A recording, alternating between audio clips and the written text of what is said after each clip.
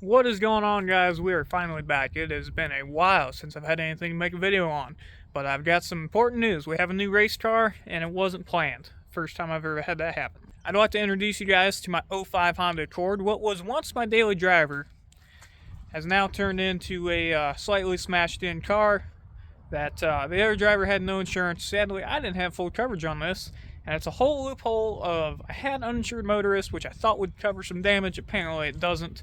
So, long story short, I got the car back for $500 from the record yard for a tow bill, and I'm gonna turn it into a race car because it still runs and drives fine. All I need to do is pull this wheel out and fix a little bit of damage. So, I'm gonna do that here before the sunlight goes down, and then we'll get her in the garage and show you all the plans and what I need to do before this weekend. Well, not good sign number one. Apparently my jump pack is not charged, and apparently this battery has less than 2 volts in it because it didn't recognize it.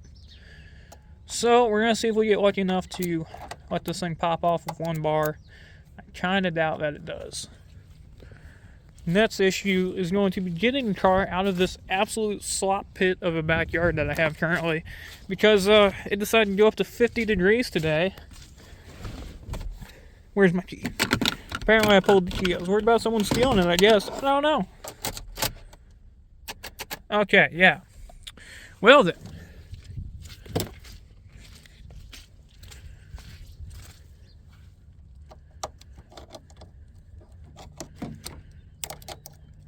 Oh, there's something. I'll be impressed by the old jump pack if this thing pops off. Wow! Shout out to the NoCo jump pack, I'll say, which it's probably supposed to, but it doesn't matter if it has 4 bars or 1. It cranks stuff off the same until it is completely dead. Now, my hope here is to back the car out and get it turned somewhat sideways so I can hook a strap around that tree and yank that wheel out. I have a feeling it might not happen with how soft this is. I had a hard time even getting into this because that wheel's dragging on the back fender. So, let's see what happens here. As long as I can get somewhat sideways, I'll be okay.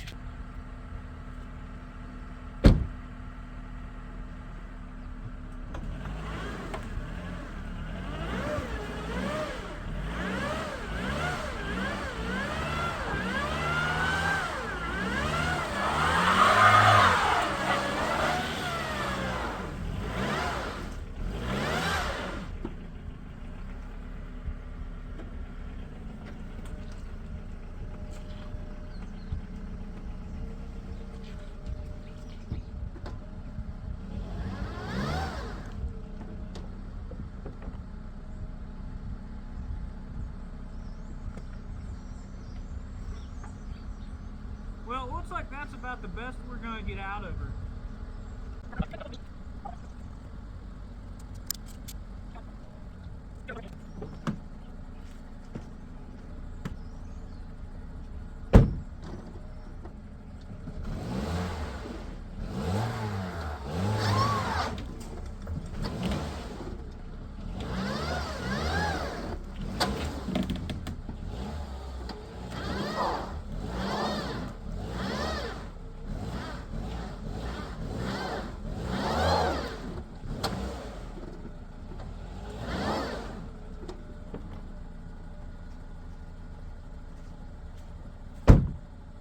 Okay, obviously this is not working. I do have another idea.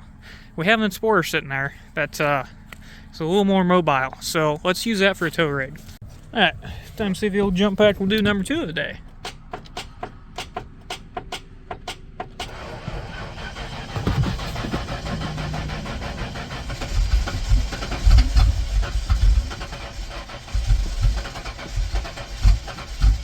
Come on.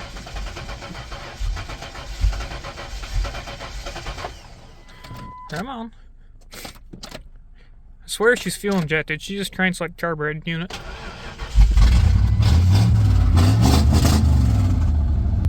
Pops off every time, I tell you what. We're gonna try round 2. Set the key right here.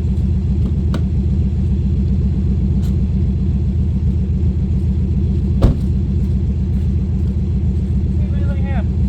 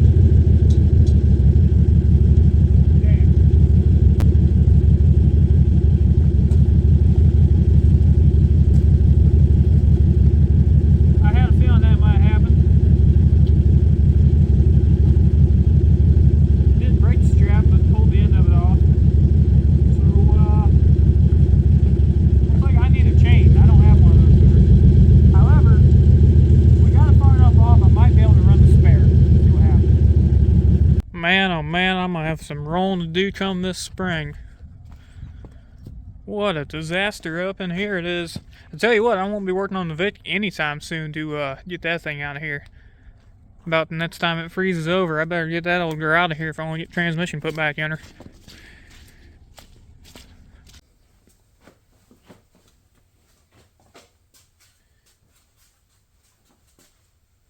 Well, I figure I'd give y'all a quick rundown now that she's in the garage on how we got in this predicament. Like I stated earlier, this was my daily driver up until about 2 weeks ago. Perfect car, had no issues with it for about 2 years. Until some big old dummy decided to rear end it, and I was sitting at stop, waiting to make a left, and dude ass-packed the car about 50 miles an hour. So that sucks, kind of really hurt, and we're in a predicament trying to get that figured out. But that's not what we're here to talk about. Y'all are here to see some racing and some car action, so that's what I'm going to give you. So instead of beating around the bush and being all sad about losing the car, I decided to buy it back. A lot of people ask me why, and well, it's because I'm going to go race it. So my full intention was to race it sport that y'all saw just yank this thing around. I picked that old girl up at Kentucky last year for Ford Fest from a buddy I raced hoopty cross with. And full intention was to run all-wheel drive class all year with that thing. And then this happened. So my thought process changed. I figured I'll run two-wheel drive class with this thing and just beat the piss out of it like a true hoopty cross is supposed to be. And I'll keep the Explorer nice-ish. Still going to run Ford Fest with it. And still go to like Roush World and Sturgis, do race around the world events with it. And then if I want to go to like Mundy Hill or any other off-road park, I have a dedicated all-wheel drive trail rig that I don't have to worry about racing per se. So that's the plan with this thing, is to race hoopty. Now this race I'm going to this weekend is not a hoopty cross event. It's just some guy's back 40 kind of thrown together shitbox syndicate race. If y'all want to look them up on Facebook. First time I've ran with them, I know a couple of guys that do.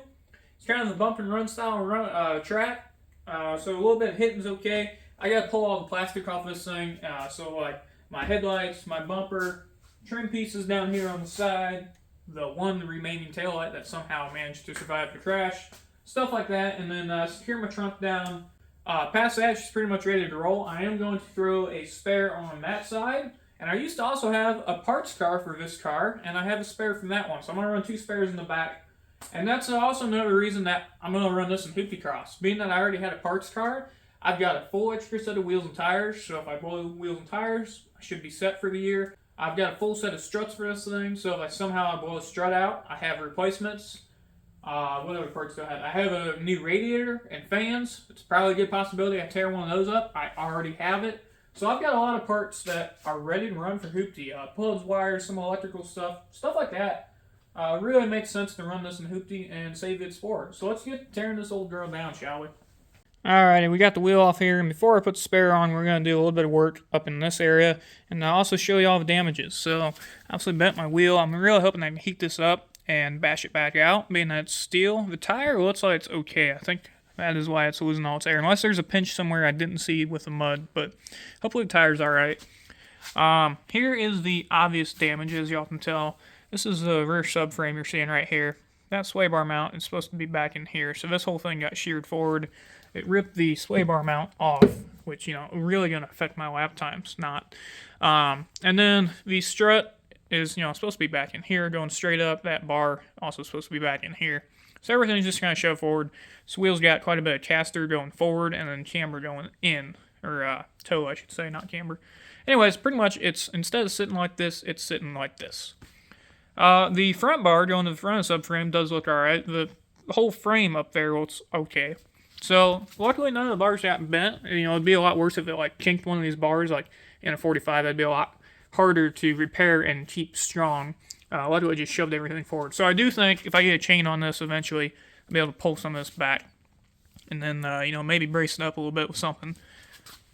And then, past that, obviously crease the rear quarter C-pillar here. Door does still open.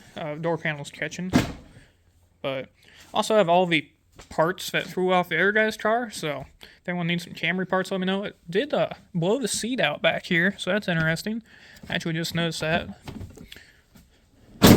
But, anyways, this door, big gap on the bottom, overhanging up top.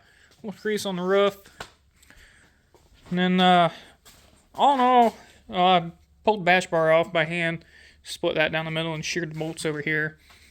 Whole thing got pushed in probably about a solid 2 foot from where it was, obviously. And the trunk lid is, I think I'm just going to end up taking this off because now I'm going to have to find a way to secure it. But, yeah. Luckily over here, no damage as far as the wheel. Did crease this, and this door won't open. Actually broke the handle trying to pull it off, so. Yeah. There's what a Honda Accord looks like when you get rear-ended at about 50 mile an hour.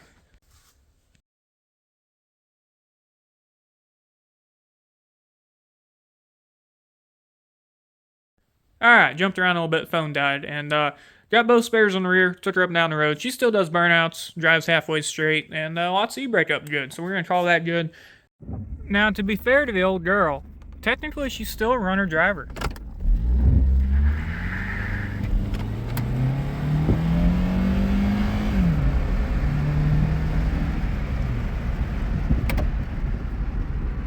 How's the old handbrake do with skinnies?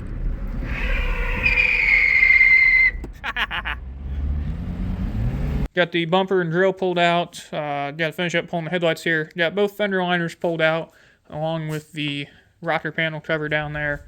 So pretty much front end is finished up as soon as the headlights are out of here. I am going to keep the fenders on here just to hopefully give a little bit of leeway to if I get hit, it doesn't instantly break a ball joint or something on the wheel. And I figured I would show y'all what the advantage of having the wrecker show up first is when you get in a car accident. It means that everything that's on the road between both of your cars gets thrown into yours. So I have all of the other guys' headlights. I got some fancy little LEDs that actually are probably so good, to be honest with you. But wild little fact here on this car accident. This guy hit me almost straight on, alright? He was slightly to the left, as you can see. Somehow, both of those headlights and housings ended up about 50 foot ahead of my car. Both of them. Perfectly ahead of the car. Explain to me how the passenger one doesn't just end up in the trunk. I do not know. But over here on this side, just got a whole floorboard of broken parts and pieces. And there was about a foot of snow in here because it was snowing out when this happened. All that ended up on my floorboard in the back seat. Hard to believe at one point I really, really cared about, keeping the dash shiny, keeping dust off the radio screen, and I really did take good care of this car. But here we are now, so let's get this out of here. Luckily I have some really wide floor mats in here, so it should work as a funnel,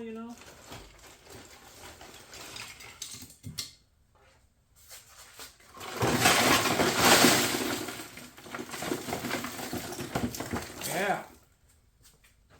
I tell you what, if you haven't been in a car accident, even with it, this was like my beater go-to-work car, and it still really kind of tears you up doing this, It's like, I don't know, going through a relatives that passed away, like, house and cleaning everything out. But, yeah, we're almost there.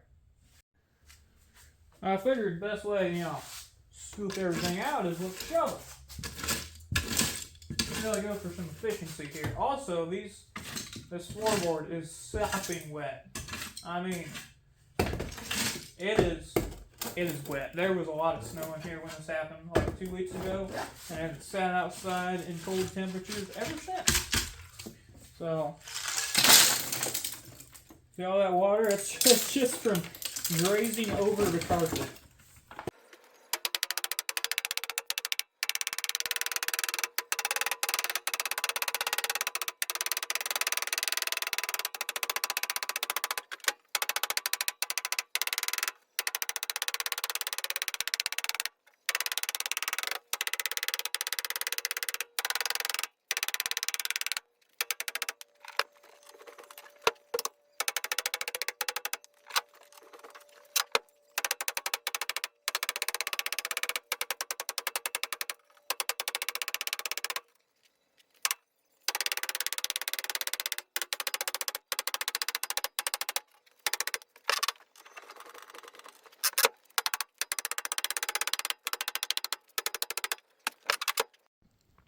Well, I have discovered that I am absolutely horrible at filming B-roll, but here we go. I'm going to call it a night out here, and pretty much Honda's almost ready to roll. We got the rear quarter pounding in a little bit, pulling a little derby trick, trying to pre-crease some fenders for this race. Same with up front. This was the first one I did. Goal here is mainly just to stiffen this up a little bit, and then hopefully get a lip to where if it gets hit, it hopefully wants to roll upwards instead of down into the wheel. Got the headlights bumper pulled out. And then this side we went a little bit more extreme. Really got like 2 crease lines going on there. But same deal. Strengthen it up. And then hopefully it will roll upwards and or inwards. I got the airbags cut out. Got the door panel pulled off the rear. So this door opens now. So that's cool. Also got the trunk lid pulled off because there's no way of securing that apart from a ratchet strap. And I don't know. I don't really think we need it anyways. So maybe I'll put me like a big old Honda wing on there now. And I don't know. Probably not. But anyways, apart from that, got spares on. I think I showed you all that. She just needs some race numbers and some race stickers, and she is ready to roll. So I think that's where I'm going to go ahead and end it off for tonight. I appreciate y'all coming along and watching me beat the shit out of this Honda just to go beat the Honda up even more on Saturday. Hopefully the next video will be out racing it, or loading it up and then racing it. I do plan on putting a GoPro in the car, and there should be another guy up there that runs hoopty cross. I hope to also get a camera in his car, and if we end up in the same class, hope we get like 2 POVs. I don't know. Usually I plan all this out and I never stick to it. So here's to making me stick to it and getting some content come Saturday. So until then, we will see y'all on the next one. I appreciate y'all stopping by.